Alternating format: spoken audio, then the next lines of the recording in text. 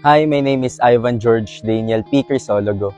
I'm 23 years old, born and raised in Nueva Vizcaya, currently studying in Pats College of Aeronautics. Way back July 2021, I started my PPL ground school. By that time, COVID season pa nun, tinitake ko yung flying school ko and yung bachelor's degree ko ng sabay. And thankfully na si Leading Edge is gumawa ng way para mapagsabay ko yun. So during my pre-solo stage, I am attending my online class at PATS.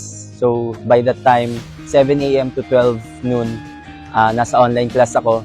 Then I'll prepare for my flight training at 1 p.m. It was mentally draining.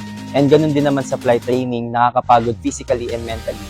As parents, we always want the best for our son. We always pray and commit to the Lord for Ivan's future according to God's plan. Message ko sa mga gusto mag-flight training, mas lalo yung gusto pagsabayin yung bachelor's degree and yung flight training. Super hirap, promise. Hindi siya ganun kadaling journey. Pero sabi nga nila, di ba, if gusto mo yung isang bagay, gagawin at gagawin mo lahat para ma-reach mo yung goals mo. I always tell Ivan to remember to stay focused, work hard, and never give up. You will face challenges and setbacks, but those are opportunities to learn and grow.